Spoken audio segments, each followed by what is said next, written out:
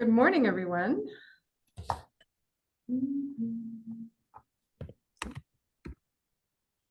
Can you hear me?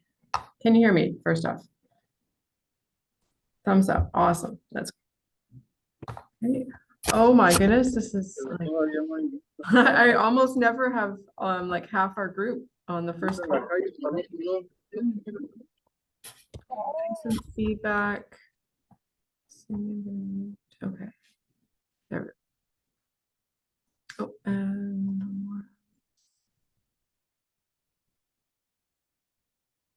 Oh. All right. Welcome, everyone. So this is the first office hour Zoom call for the OSU PDC Pro Fall 2023 for Susan's group. Just make sure you're in the right place, right place, right time. So the next assignment is due next Monday. Oh, there's Alan. Hey. Okay. All right. So I think what I'd like to do is unmute everybody and let you go around. I'll introduce myself a little bit, and then I'd like to hear a little bit from everybody. And then we can talk about making sure like you're all set up in the course and that things are going smoothly, and cover any questions that you have about the first assignment. Okay, so I'm Susan.cousineau. I'm your oh, here's Kate. We're already 3 minutes in, so I don't want to wait too long. Okay, so I am your what we call the primary reader, your grader for the course. So basically I'm following your progress in your project template, answering your questions. If you've got questions I can't answer, or that I know one of the other instructors might have more resources to answer, I can always reach out to them. There's also a group help discussion forum that you can post questions in and that all the instructors see. But basically, because we have so many people go through the course, it's helpful to have like each student kind of go through with a small group with a primary grader. So that's me. You can always reach out to me at by email, which I sent out. Did all of you get the email that came out this morning? Like 8:30? Yes. Okay. Usually that goes out last Monday. So that was set on an auto scheduler that failed, and I didn't realize it failed until I went to send my update this morning of like my last minute, oh, here's the link for the email, and or the link for the office hour, and then I realized that last week's introductory email didn't send out. So I apologize for that. We're headed off to Canada the day after tomorrow for 2 weeks. So I'm kind of like, we're all scrambling this week just to get everything prepped. So I'm in Camarillo. I believe everyone we've had in the group so far is California, unless there's been some new additions, which is great. I love having like kind of a local-ish regional group. And so we've got most of my students, I'd say 80 to 90% that have gone through the course with me in the last 2.5 years have been from California. So we've got a really nice cohort of people. Pretty much everybody's got a neighbor, a PDC Pro neighbor now, of some, at some distance. So I live with my husband, our 5-year-old daughter, and my 96-year-old mother-in-law. We have a 1/4 acre. We're not right on the beach, but we're pretty close to the coast. And we're up on a ridge, so we've had to do a lot of terracing instead of some creative work. We raise muscovies and giant chinchilla rabbits for meat. And we do a lot of food forest stuff. We've got rainwater catchment. We're working on building out like some additional housing. So we have kind of a community house. We rent out a few rooms. We've got a local farmer that lives with us and another beekeeper. So we do keep bees. So we've always got lots and stuff going on. And so it's, yeah, there's always lots going on, but I've come from a farming background. So I feel pretty comfortable speaking to people on larger properties. We've been on this property for about 8 years. So I feel really comfortable in like the suburban, more urban setting too. So like I said, if you've got a context or a question that I don't have the resources to address necessarily, I've got a really big network. I talk to lots of people. So, and I did my first PDC in 2012 with Jeff Lawton. I've done a couple since then, a couple online, including the Permaculture Women's Guild with an advanced social permaculture component, which is of interest, especially to people doing like community projects. I've had students go through doing like parks or school projects. So that's a bit about me. I'd like to open it up and just hear a little introduction, like, couple sentences or like a minute or two from each of you. I guess I'll call through because the pattern that I see on my screen is different from what you've got. So I've got Svetlana in my upper left. So if you want to go ahead and start, there you can unmute. Yes. Okay. Hi, hello everybody. My name is Svetlana. I'm Russian. I know it's very difficult to pronunciate, but you can tell me Lana if you like. It's more easy, but it's very popular name in Russia. And I'm really a hypnotherapist. I'm using hypnosis and meditation in my work. But yeah, I'm from Russia. I did a lot of gardening in my family. That's why I'm very interested in that. And really with my son, we are projecting, like having a new project in Colorado, like in the future and about couple years in front. That's why I'm here. And I have chickens at home and quails. No, incubating maybe these days, new quails will be boring. Yeah, that's why. I'm very excited about this course. I already saw all the videos and everything that's fine. It's perfect. And technician explained everything fine. I'm a little bit worried about my English, but hopefully GPT. We've had, you're not the first, I'm actually gonna say you're not the first Russian that's come through. I mean, so far you're fine. And if you have any wobbles on that, just let me know. So far you seem fine. You seem to be doing okay. Okay, I'm very glad everybody from California. Like it looks like more easier to understand the climate and everything. Mm-hmm.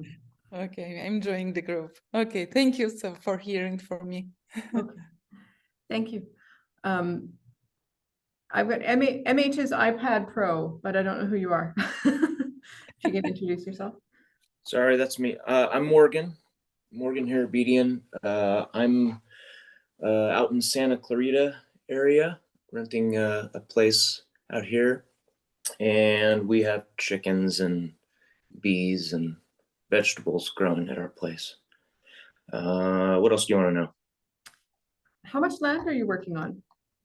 So the place we're renting right now is it's almost an acre and a half. It kind of the backyard kind of slopes up in the back, so just figuring out how to leverage some of that as an asset rather than a liability. Yeah, so trying to create some berms and swales on that.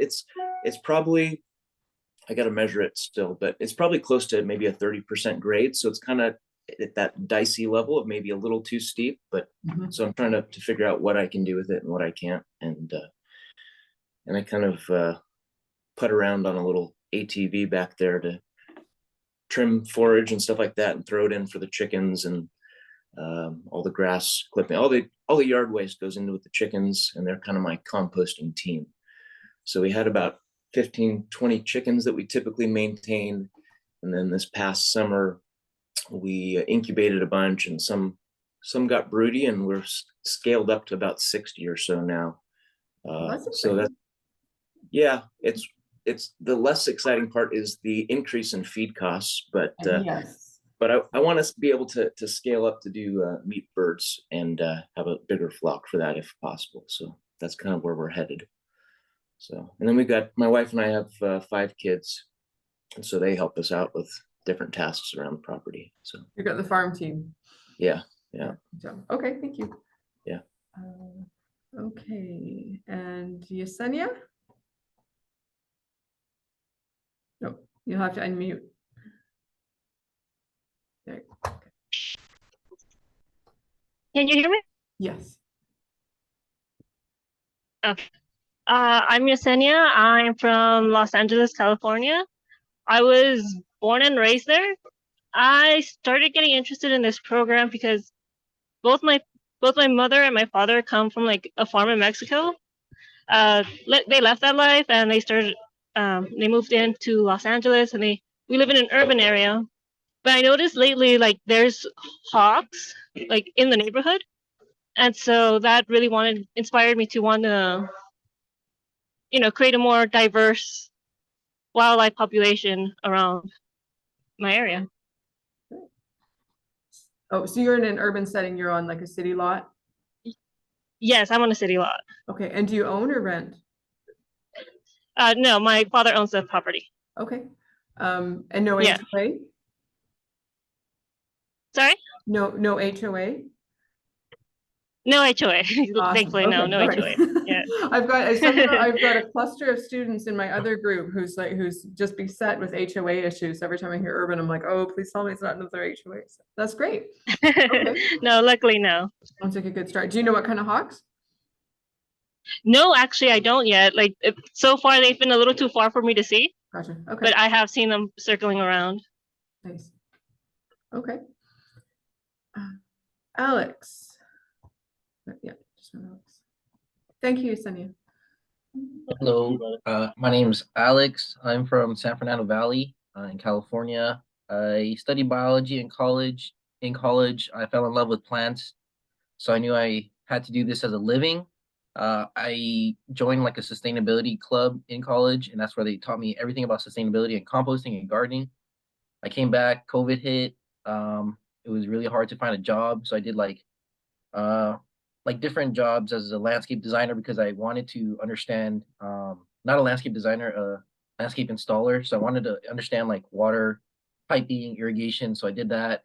It was not fun digging trenches for like to make money in that sense. And then I joined a bunch of like organizations to learn more. And then I joined Community Garden.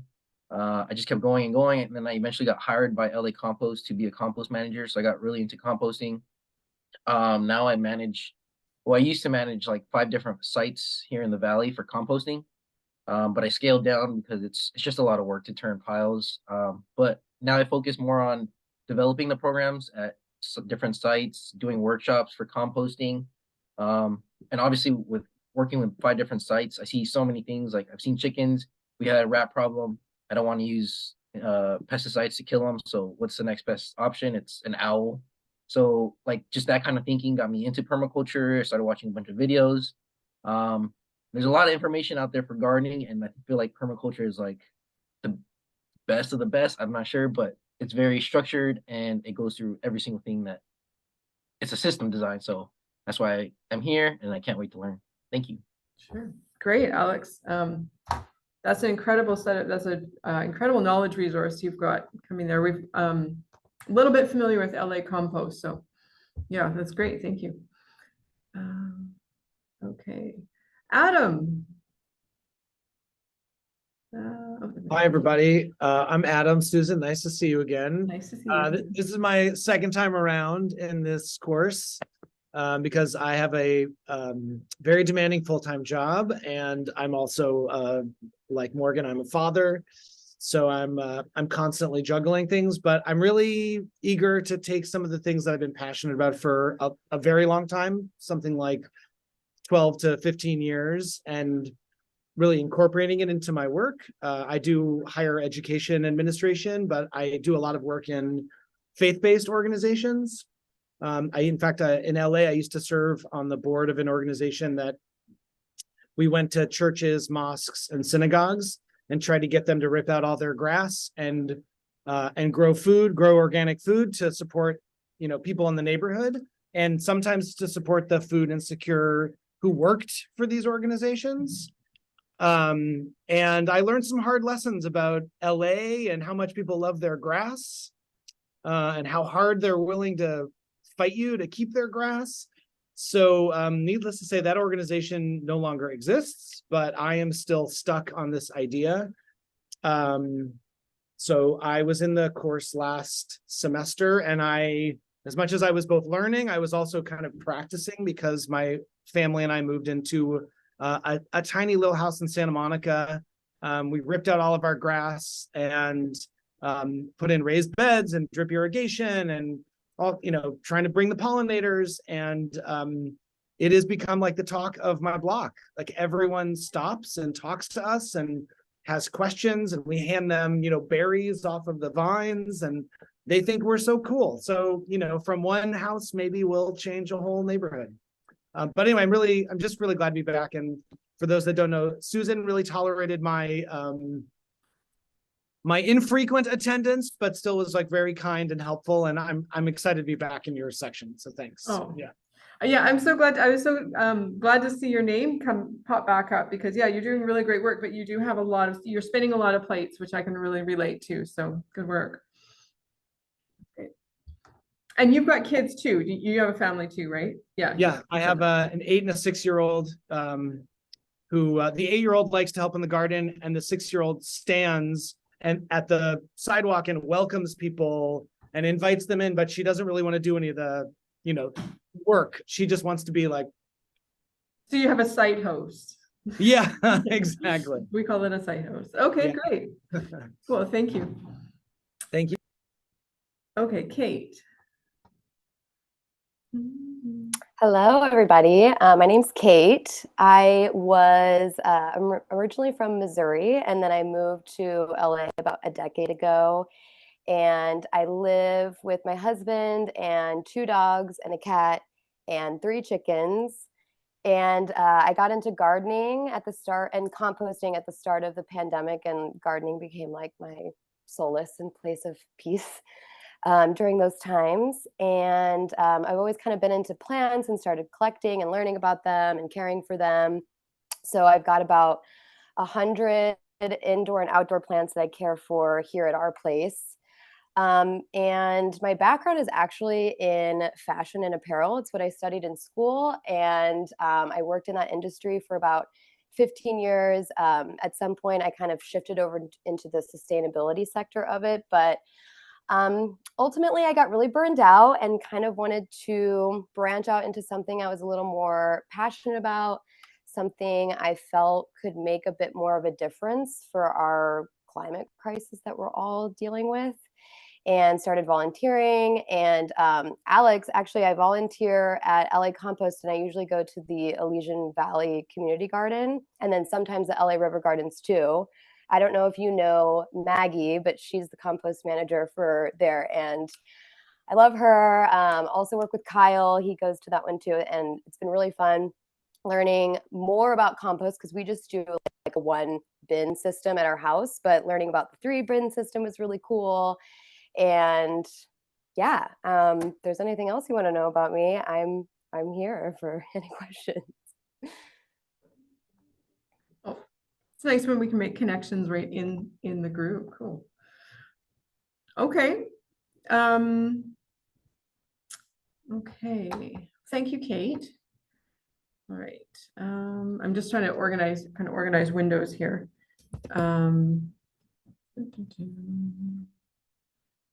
Okay. Oh. Yes. Okay. So has everybody oriented into their template just fine, or have you had any issues getting a template? Like the Google Slides project? Lana, can you give me a nod or a thumbs up? Yeah, okay. Sorry, I didn't see that first. I just want to make sure, because that's not getting it. We did have an issue with not this. I think actually, Ellen, it might have been your section, where over the Christmas break the links got switched, and there was I had some students starting off in the OSU PDC template, which is, I'm not going to say it's very different, but it's quite different from the PDC Pro. I don't know I'm like 90% confident that all of those links have been fixed, but I want you to really make sure you've got the OSU PDC Pro template and not the OSU PDC report template before you get too far into it. And you'll be able to tell because some of the lessons don't match up with the grading schemes. So you want to look at like the discussions and what the announcements are that are coming up for the next assignment, because if that's out of sync, it's going to be that you've got the wrong template. Now I'm pretty sure if you have any questions at all, just reach out and ask. But if it says OSU PDC Pro report template, then you're fine. I just want to make sure, because it actually, at least one student, and I think two, it got confusing enough that they ended up not being able to complete the course because they didn't catch it despite like multiple emails and stuff like until halfway through the course, and they just couldn't manage the transition back. So, okay, so we're all set there. I'm gonna do a screen share. Sorry, Susan, one sec. Oh, yes, Morgan. Just for clarity, so are you referencing that it's a Carl Svensson, like a 5-page slide thing in the Google? There's some link that someone sent or submitted. Is that what you're talking about? I'm gonna share my screen. Okay. I'll show you. Okay, so this is what I want you guys to know. This is what I'm talking about when I talk about the project template, or the PDC. Yeah, we refer to it as a bunch of different things. So basically your project template or your project is this Google Slides document. So when you start out, it's about 150 slides. Does that look familiar, Morgan? No, it looks a little different, but it's similar, but just different. Okay. Carl Svensson, I'm not that doesn't ring any bells. Something about bees in the garden, eco design, but it's like it's similar, but it's probably, maybe I don't have the pro versions, maybe the issue here. I wonder if you're looking at one of the examples that was sent, because there are quite a few examples that they post, to give you an idea of like how other students have completed it. Okay. So I'm going to navigate in my discussions. Susan, Yes. I believe MH, I'm sorry, I forgot your name, is looking at someone that submitted, a student that submitted his assignment. Oh, okay. Yeah. In lesson 1. Oh, Carl Svensson, yes. Yes, okay, so yes, thank you, perfect, Alex. So that's actually a really nice example. So this is someone that has submitted their assignment for the first assignment. I'm going to say I have never had someone submit their assignment a full week early, so there's no bonus points. But this is also a really good example for a couple of reasons. One, because it's a brand new comment, which is easy to do when you're the first one. I'm looking off screen because I've got an auxiliary screen here, so I'm going to move it over to my main screen. So when you post your assignment for submission, cancel. Okay, so post it in this reply rather than posting it in this reply. I wish there was I wish this was like make new post. I wish this one right here was a make new post. It's not. It should be this, and then this would be a reply to Carl's comment.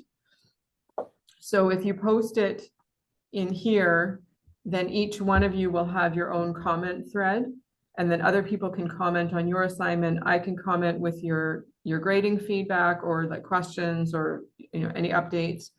It just keeps it a lot tidier, because if you comment with your assignment link, then my feedback for both for Carl and for your assignment would have to go into the same comment thread, if that makes sense. So just keep that in mind when you're posting a new assignment link. Post it in the one at the very top, not in response to someone else's submission. And then when you post your assignment, just do this. Just give me, here's the link to my first assignment. Don't even have to wish me a pleasant week. Just say, this is the link to my assignment. That's fine. It helps if when you grab, so the way you do that is you just grab the link out of the search bar, copy it, and then paste it in as a link. You can even just paste the raw link. You don't have to hyperlink it or anything. Oh, come on. There.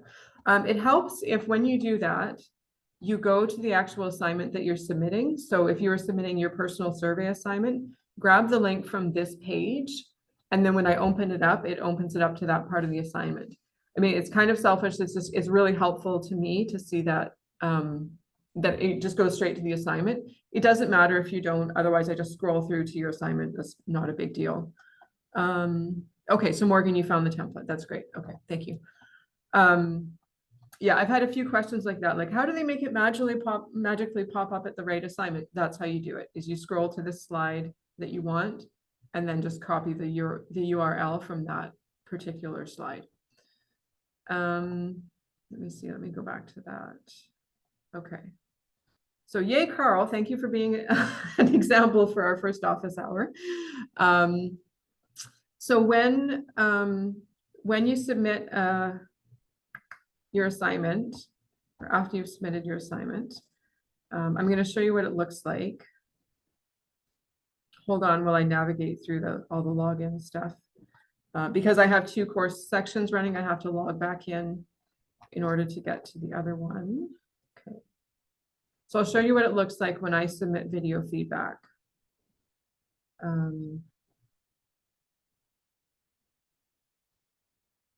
Okay, so I have got, so this other group, their lesson 6 assignments are due today. So here's their lesson 6, soil mapping. Oh, nobody's submitted yet. You guys. Okay, so fall 2023 is on the ball. Summer 2023 is lagging a little bit. Let's go to assignment 5. Okay. I know plenty of people submitted here, so. Oh, you know what? I know what it's doing. It's navigating to your group. Okay. Let me see. I wanted to show you. I don't know.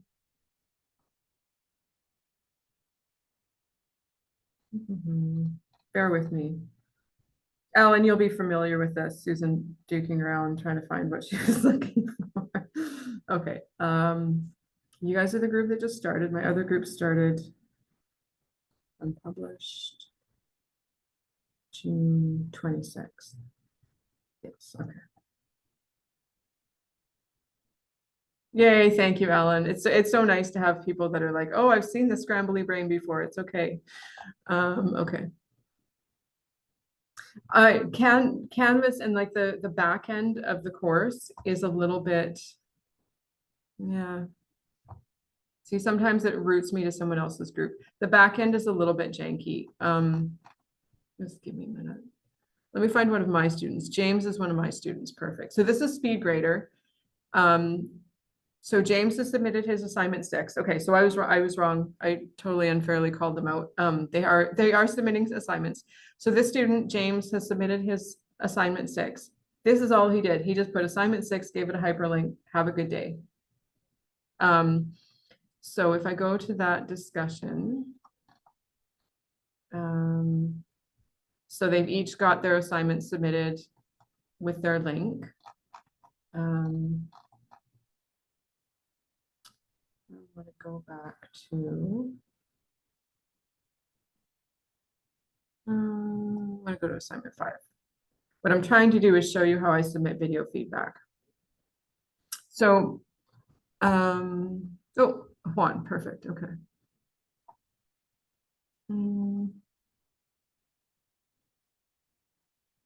Okay, here we go.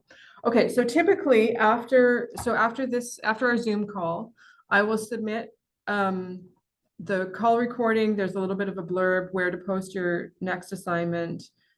Here's the link to the video recording, and then where you can view all of the video recordings and Q&A in Notion, which is where Notion is where I organize my brain, and I can just provide the link there.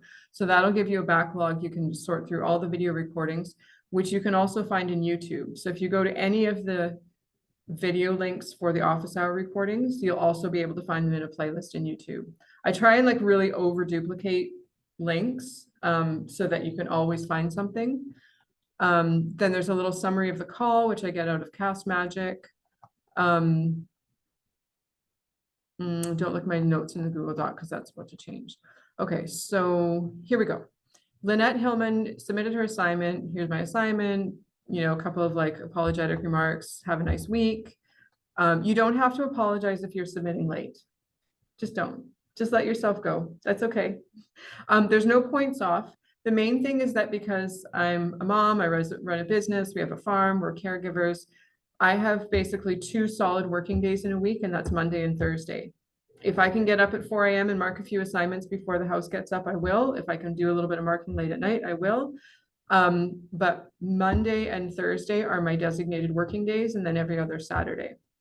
So if you're submitting on Tuesday, I very well may not see it until, or I'll probably see it because I'll get a notification on my phone. I won't get to mark it until Thursday.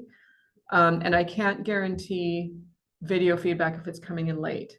That said, normally video feedback is actually easier for me unless I'm doing it at 4 o'clock in the morning or 11 o'clock at night. And then I can't record because, you know, I don't want to wake everybody up.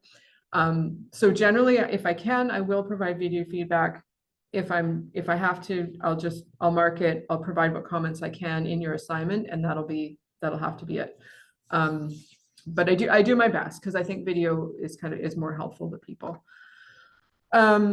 Okay, so basically then I just provide a little bit of comments, you know, any specific questions.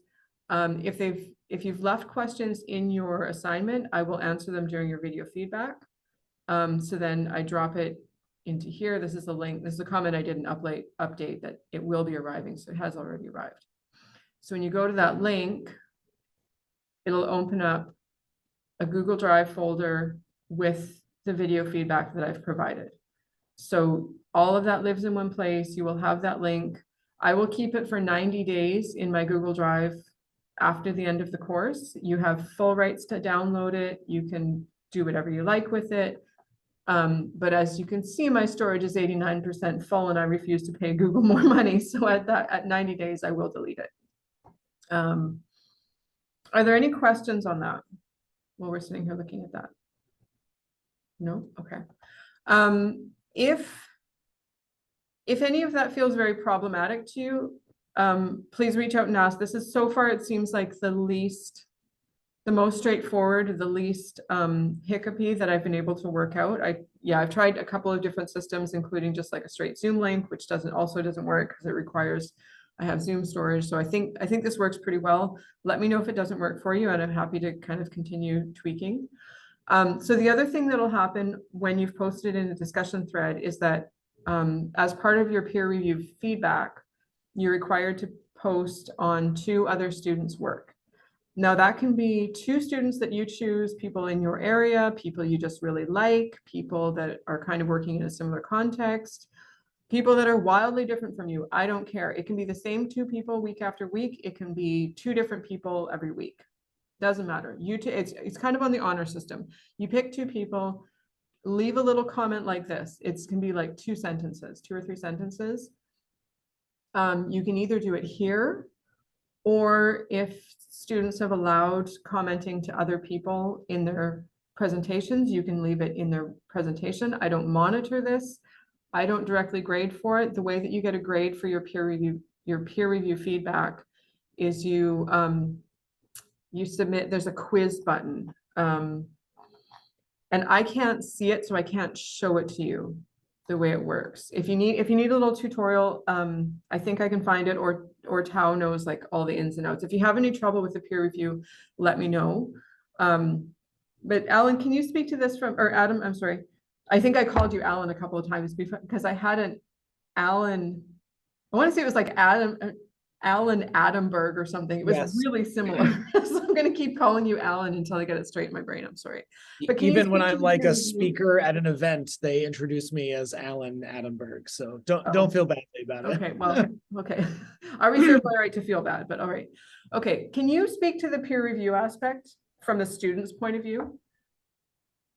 Yeah, I mean, I think this is one of the few places where we do get to like learn from each other. And I will say one of the benefits of being in Susan's group is we're all in Southern California, or most of us are in sort of roughly the same area. And so like the wisdom that we are gaining from our own experience is directly applicable to everyone else in this group. And so, yeah, I didn't participate in this as much as I planned to this time around, but I often found the comments to just like sort of alert me to something that I hadn't always thought of. And I think it also probably takes pressure off of you, Susan, to be the font of all wisdom, you know, related to permaculture.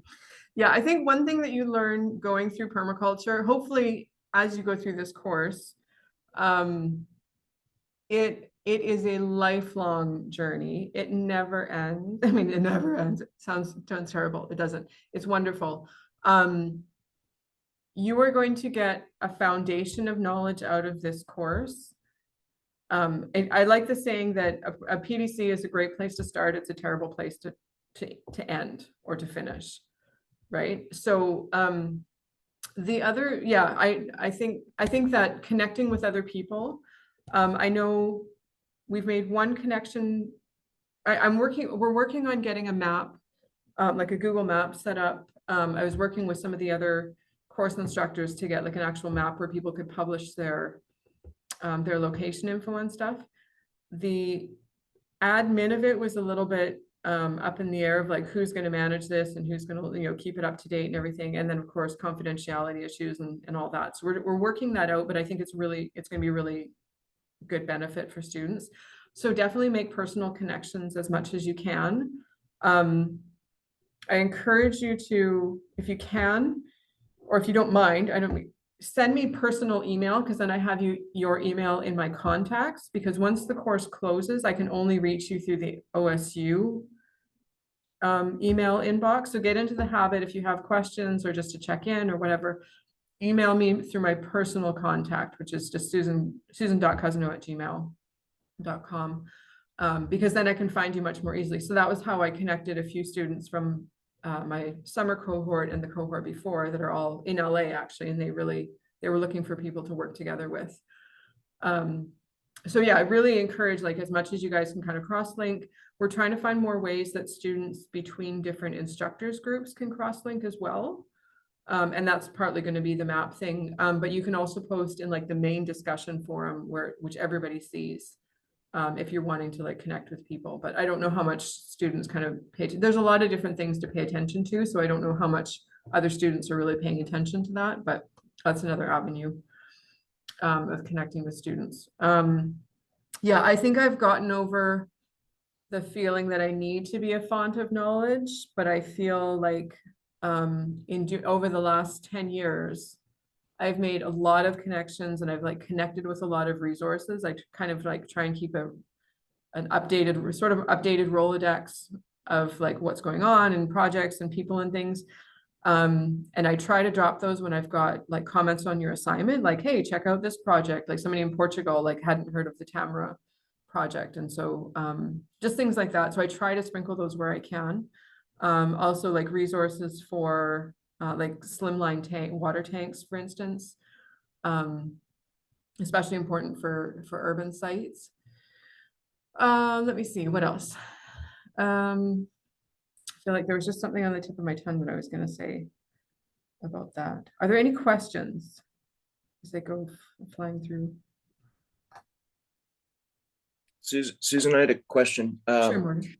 Since our group here is more geographically centric, is that typical for your groups? And if so, I mean, I'm open to like grabbing coffee with people too, just to have live interaction, since that's kind of an asset that we have in this group. Mm-hmm. If we want to like throw our assignments in front of each other and get feedback and input, is that something that you've had classes do before? Is that helpful, or is that not as helpful typically? It's definitely helpful. Yeah, definitely. Like those like cross links, because when you get frustrated, it's really helpful to be able to reach out to someone else and just see what somebody else is like has figured out. And that's partly why I've really focused on primarily California. We've got a few like Washington, Oregon, Texas, New Mexico students. Yeah, but I would love if we could actually have a get together and drink some coffee, or like have some herb tea in our gardens or something. And I think now I want to see, I think this is like the sixth or seventh cohort that I've had. So I think I've got kind of critical mass to actually, get some people together and we could do that. Because I think it would be really nice. And there's quite a few students in San Diego area as well, so further south. And we do have a number of I've got LA, Santa Monica, a few up like Atascadero, Slow area, and then more like Central Valley, a few up by like northern, I want to say Nevada County, like Eastern Sierras, kind of more NorCal area.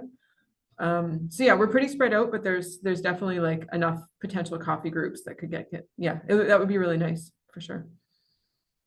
I might work on trying to organize that closer to the end of the course. So we're gonna be gone for 2 weeks and that, but when I come back, that would be worth doing.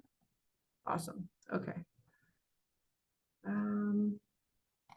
Okay. The other thing that I notice, I'm going to think now of just things that come up consistently with the first assignment. So in the office hour, what I'm going to do is just have a few like basic issues that I see students go through kind of with every, not, I wouldn't want to say every, pretty much every round, not every student, but things that are pretty consistent.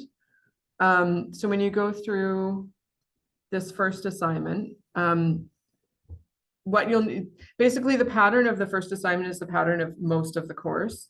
So there's generally like a personal survey or a survey of some kind, which is 4 points. Sounds arbitrary. It's just, it's the way they divide up the marking system. So you've got a couple of slides with just, you know, a bunch of information, some photos, and then you're going to have something that's very specific to your design site. And that's generally between like 16 to 18 points. And so that's the more detailed, like more design aspect. So when you're working through your assignment, note what part is the survey and what part is the really like deeper design aspect. Like the survey part is really important information. It's good background. So don't skip over it. But I've had a number of students in every cohort get kind of frustrated because they put all this effort into the survey and didn't realize it was only 4 points. So I'm trying to preface that now, just like understand going in that it's sort of the information gathering that ends up kind of being the background for what you wind up doing in the more detailed design aspects. So just keep that in mind. Pretty much every image, I believe, in the template is going to have this insert map or image or map title. Give your images a title. I like the numbering system. If you want to like play around with this and customize it, that's fine. And that's totally your prerogative. The template as it's built is really solid. So if you want to just go through, I really recommend actually students just go through the template as it is. Don't focus on customizing it, you know, tweaking things, changing fonts. Because that just becomes like one other thing that you're going to want to do on every single assignment. And it takes time away from doing the actual, just the bare bones work. You can always make it perfect and pretty afterwards if you wanted to submit it, like if you want it for a client as a portfolio project or something. But the design template has been designed by like professional designers that are, you know, charging professional rates for their work. So I would really recommend sticking to it and just seeing that process from like another consultant's point of view or a professional designer's point of view, and learning that and then go ahead and, you know, customize it. I've had a few students that completely kind of, I don't want to say go off the rails, but it feels a little bit like it, that really completely customize it. It's hard to mark, which again, sounds a little bit selfish from my point of view. But when it's hard to mark, it's hard for me to like pick out and find the information, which means sometimes I lose things. I don't see them, they get missed. And so then you don't get marked on them or you don't get marked properly. And then, you know, we have a back and forth and then I find them like, oh yeah, it was there. Sorry, it was just on a different side. So now I have to go back and mark. All of that time just detracts from your design process. So I really recommend just stick with a template. If you're having trouble with Google Slides, Dow Orion is a really super like tech goddess. She's really happy to like do a one-on-one. She's got tutorials on how to make Google Slides work better for you. A couple of main things when make sure that the images that you upload aren't too big. If you're uploading an image straight off your phone, often it's saved as like several megabytes.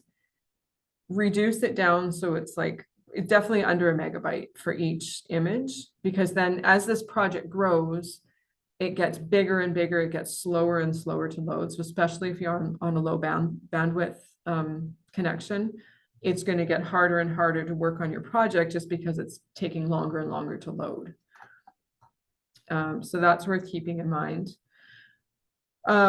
Before you submit, make sure your map titles are up to date. Take out any of the yellow highlighting. Like this is where you would replace an image, but like this kind of highlighting, once you've updated the text, take the highlighting off so that I know for sure that I'm like, okay, that's your personal information. That's not just a hangover example from the template. I love it personally when students find a different north compass, just an arrow and an N is fine. You know, find a customized scale bar. These elements, like the scale bar, the compass rose, the design site, if you've got a name for your design site, the address and the coordinates, just blanket, get it into your brain that they should be on every single slide, or every single slide for sure where there's like an image or a photo of the property. It feels redundant, and I know, but you can literally just copy and paste it once you've got it. If I'm marking, it gives me a really quick reference of like, oh, right, this is like a 1/4 acre site, not like a 5 acre site. If you're doing this for a client or potential client, you could just print that slide off. You don't have to change anything. It automatically shows, you know, where it is, all those like necessary details. The scale and the north or the compass rose for sure just help you orient. So they're definitely necessary anywhere you have a map, because it shows, you know, what direction is up, because not every student is going to have that exactly the same. And so, you know, making sure that slide is, or the scale is accurate is really important. Deep breath. I just want to make sure I get, oh, Alex, do you have a question? Yeah, okay. one of the slides, we had to do different perspectives of the house. So the compass, would it like orient to all of them? So I'm not sure. Should we just leave the rows off, the compass rows off of that one? If you're changing the orientation, change the compass rose to match it, if that's relevant. Okay. Does that So like, so one of the slides, like you're facing the house, and then in the same slide, you have to show a picture of you facing like a different side of the house. Oh, I see what you mean. Yeah, no, those are fine. No, Okay. because I think in those ones, you've usually got a base map.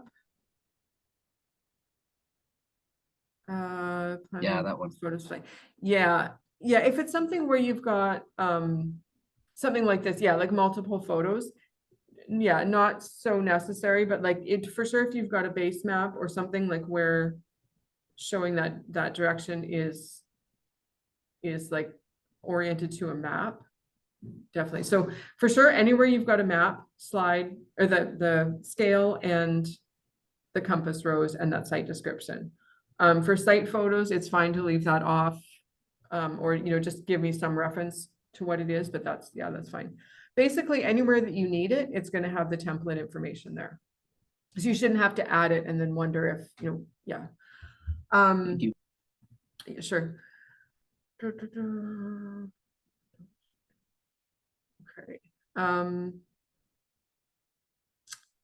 It's helpful to delete this text before you put the image in, but that's fine. Make sure when you're inserting images, they don't get distorted, because that's going to change your scale. So if you're putting an image in, if you want to change the size, usually you can use Shift to change the size of an image, and it'll keep the aspect ratio. So it's really, I really don't like to see distorted images, especially when it comes down to maps, because then your scale is meaningless. So make sure that stays pretty consistent, or not pretty consistent, that needs to stay consistent. Okay. I think this is all. Oh, there is one aspect.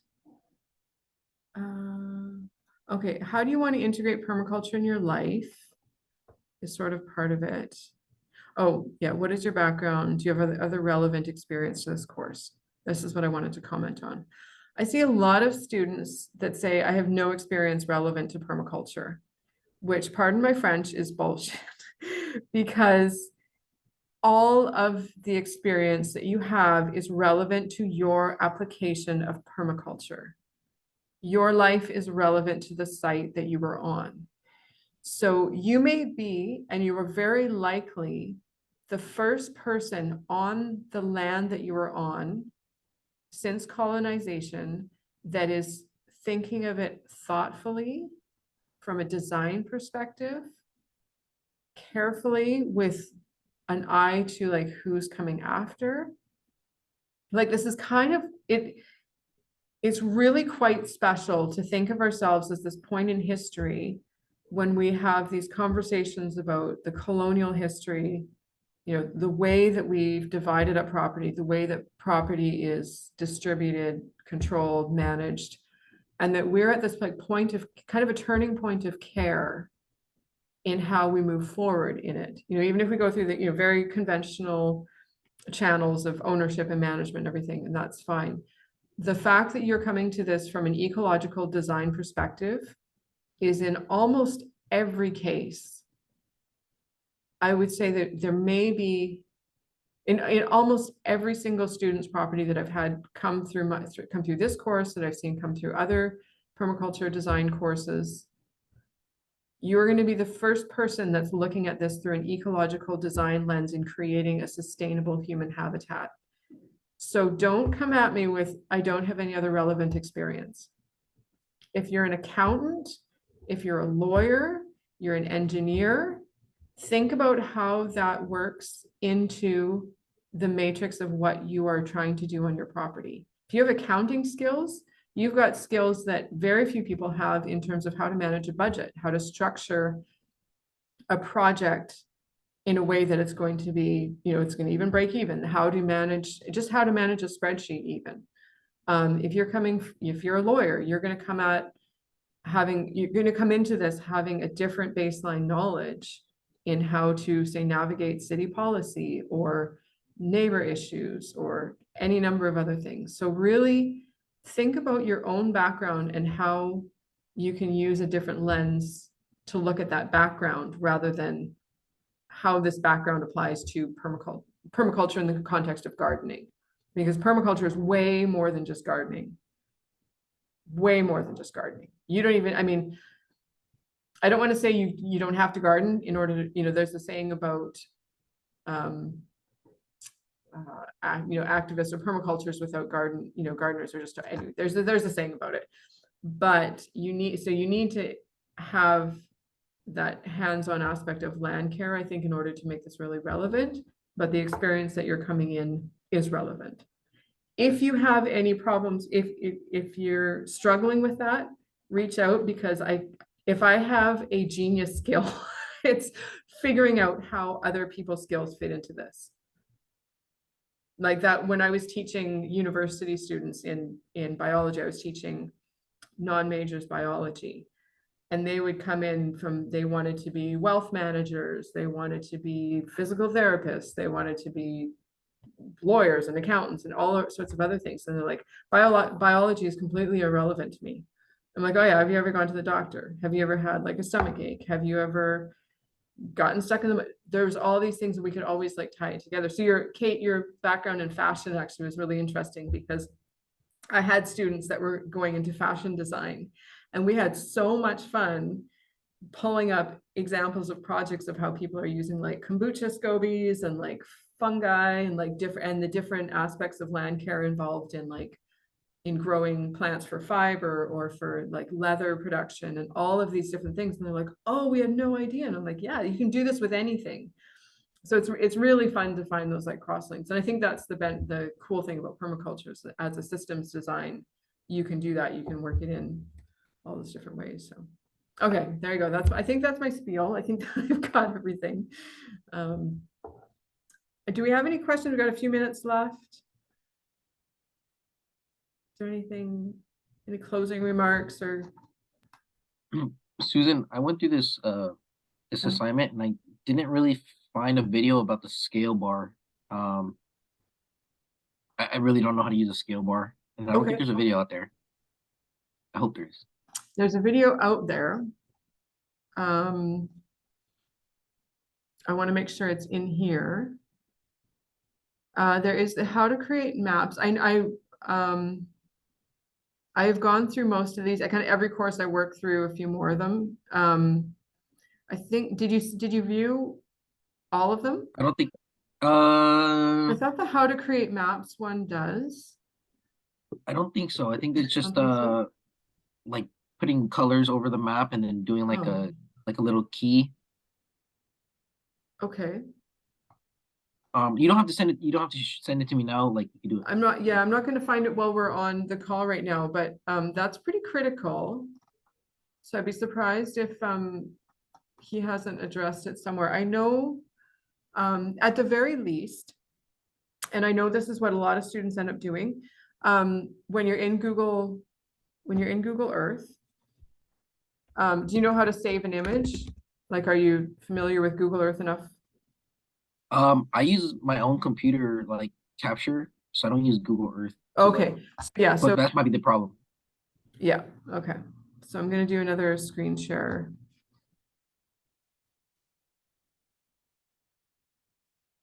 Okay, so when you're in Google Earth, get comfortable with using this beast. Because where are you in LA? What's your address? 1040. 1140? 1040. 140, okay. 1041 Yolanda Avenue. It's 1040 and 1. 1040 N1? Yes, like 0 in there. There's a 40 0 N between. Yeah, no. 10401.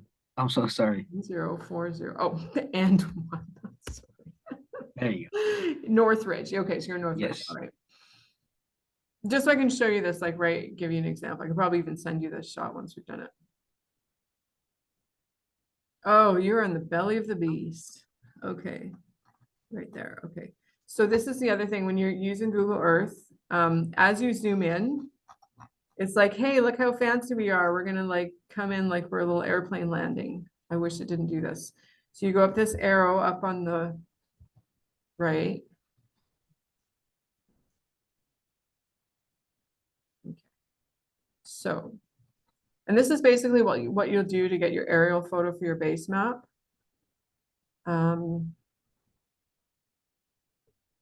Now,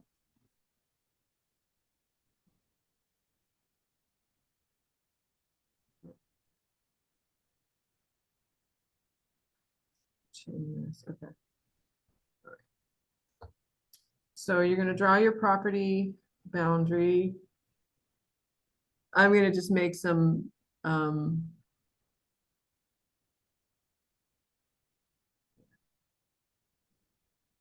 don't want outline. I just want outline. Ground, food.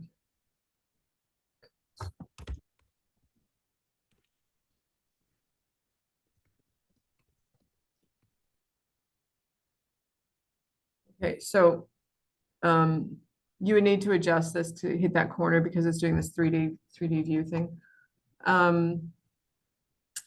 Then when you go to this one, save image.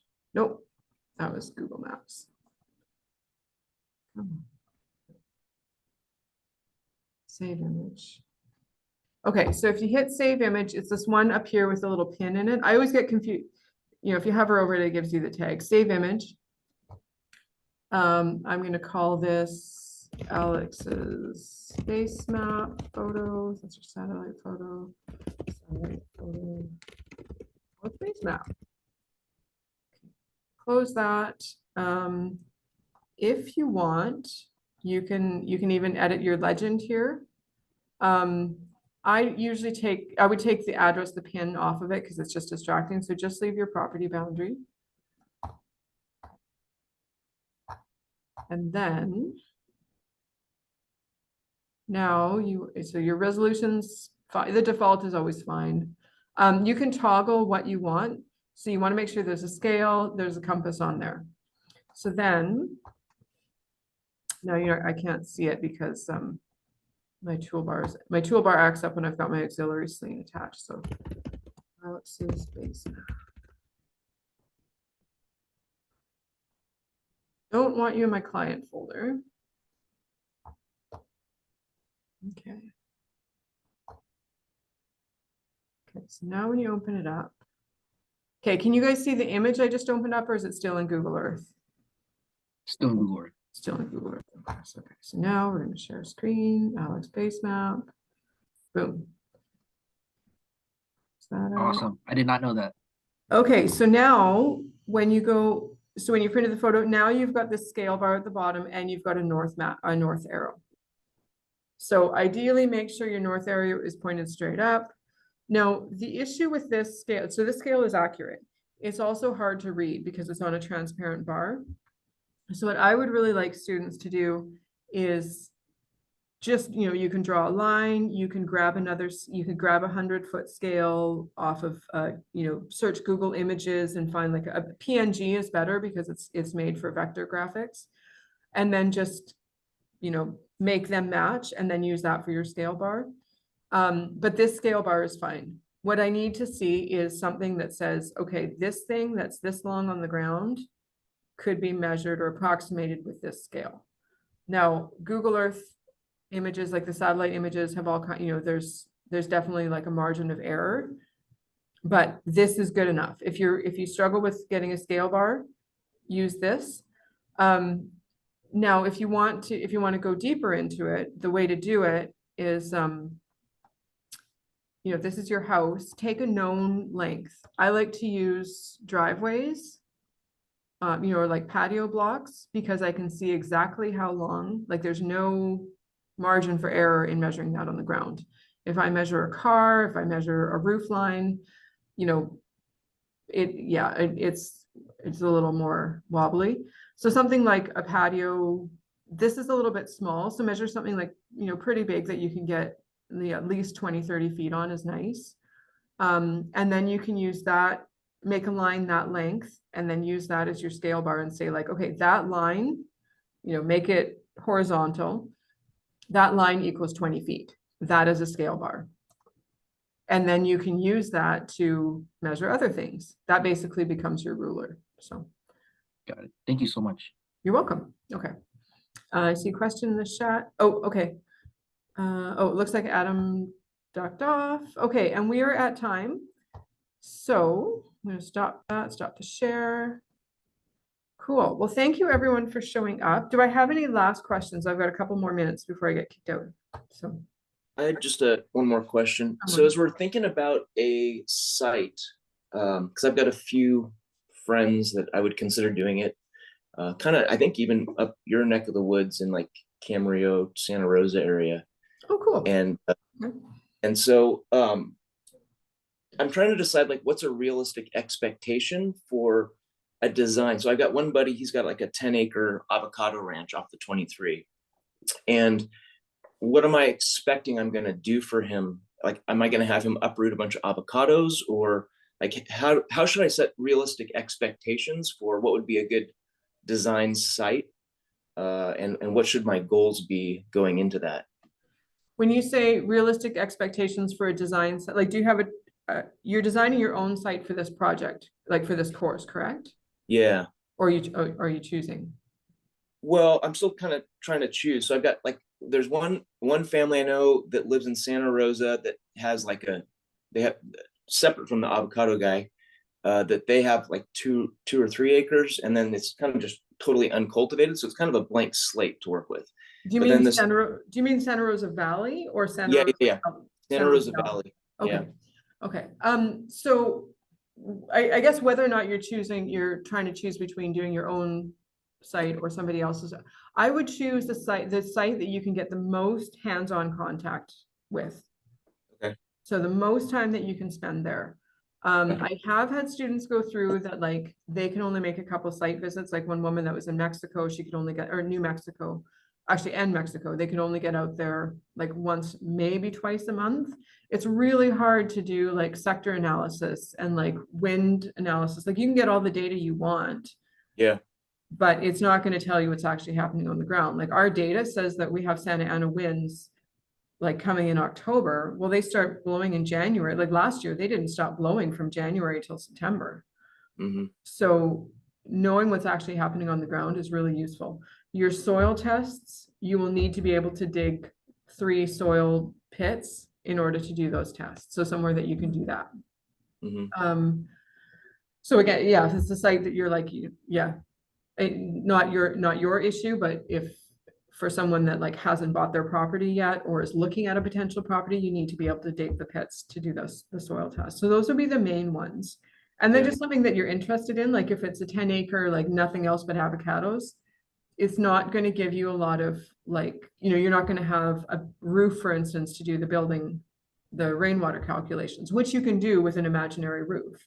Mhm. But it's a lot more fun when you have to calculate off of like, oh, the gables and like, I mean, it can get a little hairy, but having some of those like realistic things on the ground and like actual limitations is actually really helpful. Kind of gives me an idea. It would be interesting to do some like collaborative consults with students to help you see, like actually go through the process on the ground. Yeah. If you're thinking kind of down the line, you might do like, I'm not a big fan of doing free consults. I think you could do like a free site visit and walk through like a couple of hours. I usually get 2 people and we do like a $750 for a 4-hour walkthrough and they get like a little report afterwards. Mhm. Typically a 5-hour, I want to say like, an urban site you could get in for like maybe 15 to 3,000, depending how much detail they wanted to go into, up to like 20, somewhere 20, 50 acre range. I generally peg about, it's a $5,000 design to go like basic, you do a site visit, basic recommendations for like rainwater harvesting, you get a site map, make some plant recommendations. That does not include install, that does not include like groundbreaking, any of that stuff. That's just to basically get to like where they know what permits they need to apply for, if they need to apply for permits, if there's any, like in California, if there's any kind of CEQA or CDFW interference is the word that came to mind, which is exactly what it feels like sometimes. But any of that like regulatory issues that they need to deal with, which they may have to on a larger acre, especially with agricultural stuff. If there's a blue line stream, bio reports, all of that adds up very quickly. So that's what I would be looking at. When you go through this template, there's some things that would just not really apply to a lot of clients. Like the Indigenous history is like a nice to have. And I think it's really useful from like a social perspective. I wish it was more of a required part in consulting, but most clients are really looking for the like, where do we put the rainwater tank and why do we put it there? What plants do we want to put? In terms of like your specific question about like, oh, do I tell them to tear out avocado trees? That is that's a measure of your expertise. So if you can go in and accurately assess the health of those trees, the age they're at, and then line that up with their goals of whether or not that's something they want to do, you might be able to find solutions like to help manage them. Like we've got a farmer in Santa Paula that we know that basically took an aging avocado orchard. I think they took out about 30% of the old trees, revived the ones that people told them to rip them out with like EPM, like can't remember what anyway, microbes, like microbe solutions, compost teas, polyculture plantings, revived those trees and then planted in additional varieties, like 6 different varieties of citrus. And now they've got dragon fruit and all these different, that's White Dove Farms, if you're interested in looking it up. They're on YouTube. So yeah, it really depends on what the client's looking for, what they're willing to commit. Some clients like really want a detailed design and all these recommendations, but they're like, well, will you do this for like $20 an hour? I'm like, no, I've got like people to feed and there's an overhead thing. So if you're not familiar or comfortable with the business aspects of like understanding overhead and how to like cover, like cover all the back end, then get Yeah. familiar with that first before you go kind of Do we- diving down the client hole. Do we have any sort of template on like sort of a business plan that we would kind of have a general sense of what costs would be? And like if I wanted to approach a friend, I'm not going to ding him full price, and because this is just a learning project for me. So I'm trying to just think through what's kind of that happy middle ground of charging something that's reasonable to cover my costs, but also something that's helpful, where I'm kind of getting a little bit of real world experience trying to do this. Yeah, no, there's not, and there should be, and I think some of the I think Javin and Neil we're gonna do a like a business of permaculture hour or a chat at some point. So I will get the details on that, because it's for sure it's a common question, and it's definitely something we all had to learn our way through. I started off at like $45 an hour. Went burnt out and broke pretty quickly doing that. I know last I knew Javin was like $300 an hour. I charge about between $100 and $150 an hour, depending on the project, which feels like, it's definitely been a process for me to get used to. But I also have to pay for insurance and all my software and all my and travel and time off and all of that. So yeah, I want to talk to the other instructors, because I think this is such an ongoing conversation, an ongoing question, and it would be really useful. And we all have that knowledge that I think we're individually imparting to students, that I think there needs to be like more of like a permaculture business focus, which Javin ran a regenerative business program a few years ago that I went through with him. They don't run it anymore. But I think it would be helpful to And maybe I don't want to additional short. I don't want to commandeer our group. Assuming this is also in alignment with the rest of the people in our I'm group. seeing some nods, yeah. I mean, because especially with the PDC Pro, most of you are coming into this with an eye of becoming designers, or at least exploring that as a potential avenue, like doing more of the work, that calls to you rather than the work that you're currently doing. So even if that's like, that becomes, how do I shift or pivot my current business or my current job into doing more of this, not necessarily how do I become a permaculture designer and landscaper, because that's a whole different, like an installer is a whole different set of skills. Yeah, Alex, which, I mean, I've done, some landscaping, edible landscaping, and it's just a different skill set. It's a different set of equipment. Yeah, so. Susan, my friend that works at a farm, he went to school for business, and he started an agro business course to teach like the youth that want to do like agriculture. Oh, great. So I wonder if I can like link you guys together, and maybe you guys can work together to. Please. Yeah, that would be install. great. That would be great. Okay, Yeah, so I've reached out to a few people that have some sort of like, business farming. They all, they wanted to get me into their $1,200 program to help me figure out to run my farm profitably. And I'm like, it's not what I need. I know, and it's not what my students need. So thanks. It's kind of like, there's still a lot of like, I don't know how else to say it, but there's a lot of like hustle bro marketing in that space. And the people that I work with and that I connect with, I'm community with, are not those people. They're people with kids, they're caregiving, they're just spinning a lot of plates. They're trying to get, trying to break down the capitalist machine a little more than that. So yeah, I'd be really happy if you could connect me. That would be great. Sure. Okay, I have to wrap up. I can see I'm in a library space, so I can see the next the next taker for my room is waiting at the door patiently. So thank you all for showing up. It's really nice to see your faces. It's so nice to see so many in the first call. So hopefully you can all make it. Oh, last thing, if you have questions, especially for the next office hour, but throughout, anyway, at any time throughout the course, you can email me personally. If you don't mind making them more public, go into the Google Doc that I linked to in the email. I'm going to do another quick share screen. I'm also doing this for the benefit of the whoever's watching the replay.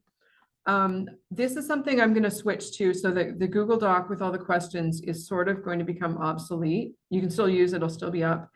There's the Zoom login details, submitting questions, this part. Okay, I'm gonna make this super big. Oh.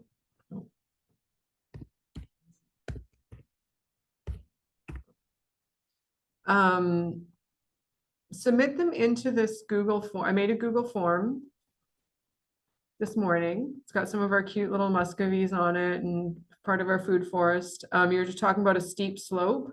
This is what my husband did with ours, is they built built terrace walls.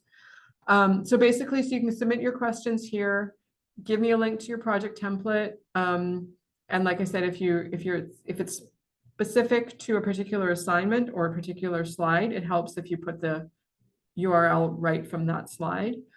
And then if you don't mind sharing your locations so that others can see if it's, really relevant to them, or if you're a neighbor or whatever. So this way, all of these questions will go into, next slide, a spreadsheet. Now there's no questions in here yet. I'm going to copy over the ones from the Google Sheet. The benefit of this is it's going to become more searchable. I can just organize it differently than I can with the Google Sheet. And so what I'll do, you get your questions here, I'll put an answer in, I'll answer it in the office hour, in the order that they're received, and then take additional questions after that. So that's going to be my process for taking in questions. If you have any hiccups with it, let me know. It's a little bit of a new system, but I think it's going to work better than the Google Doc, which not very many people use. It always felt really confusing and disorganized to me. There was old links in it that I had to keep updating. So hopefully this will work out a little bit better. So Susan, where can I find your email? it's in this document here, right here. Perfect. And where can I find that document? Oh, there's a link to that in the email that I sent out this morning. Oh, okay. I can Yeah. find that. So that's another thing that I tried. There's also an intro. I might not be able to find. Oh, here we go. I think I posted it in here. I haven't made it yet. Okay, so there will be another discussion in the discussion list here specific to office hours, and that will have all that information, all those links very clearly laid out, the time of the office calls. If you're like 10:29 and you're trying to find the link, it'll be in that discussion. So, and if you're worried about where to post a question, just post it in that office hours or post it in a discussion, or send me an email. Just like, don't worry too much about where to post a question. Just get it to me somehow and we'll figure it out. Okay. Oh, Yesenia left us already. So I see hand up. Was that you? No. Okay. All right. I do have to go. But thank you very much, everyone. And yeah, shoot me questions by email if you have any others. Okay. Great to meet you all. Susan. Bye, everybody. Okay.